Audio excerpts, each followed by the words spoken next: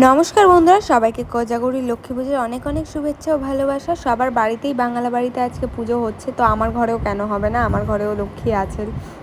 আমার ঘরে লক্ষ্মী প্রতিষ্ঠা করাই আছে, তো আমিও পুজোর সব আগের দিন বাসন টাসন ধুয়ে রেখে দিয়েছিলাম। আর এই যে আলপনাটা দেখতে পাচ্ছ, এটা আগে যখন আমি লক্ষ্মী প্রতিষ্ঠা করেছিলাম তখনই দেওয়া ছিল।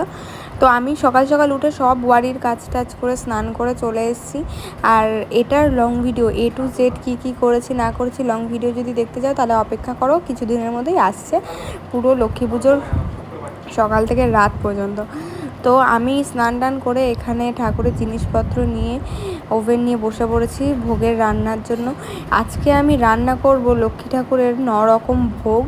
আর প্রথম লাইফে, এর আগেও আমি করেছি, বাট 9 রকম একসাথে প্রথমবার ভোগ দেওয়ার চেষ্টা করবো। আর যেগুলো আমি করবো বেশিরভাগই জিনিস আমার লাইফে আমি প্রথম বানাবো, এক্সপিরিয়েন্স, মানে একদমই প্রথম, আমি কখনো কারোর থেকে শিখিনি, বাট জানি কী করে বানাতে হয়। এখানে আমি প্রথমে চিড়ের নাড়ু বানিয়ে নিয়েছিলাম, কিন্তু এতটা গরম ছিল যে আমি সহ্য করতে পারছিলাম না ধরে। তারপরে ওই জন্য ঠাকুমাকে নিয়ে এসেছিলাম যে একটু পাকটা করে দিতে, মানে গোল করে দিতে।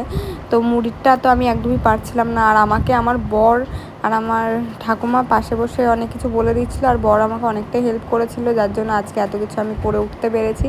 এখানে খিচুড়িটাও হয়ে গেছে, ভোগের খিচুড়ি প্রায় হয়ে গেছে, এখানে খিচুড়িটা বসিয়ে দিয়েছিলাম। আর এখানে এই দেখো খিচুড়ি পরে হয়ে গেছিলো তখনকার ক্লিপ এটা।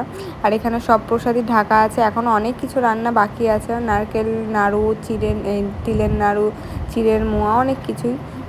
তো আস্তে আস্তে সব কিছু রেডি করেছিলাম, রান্না করতে বসেছিলাম সকাল, মানে দুপুর 12:30, আর কমপ্লিট হয়েছিল আমাদের সব কিছু, মানে আমার সব কিছু মানে সন্ধ্যে 7:30।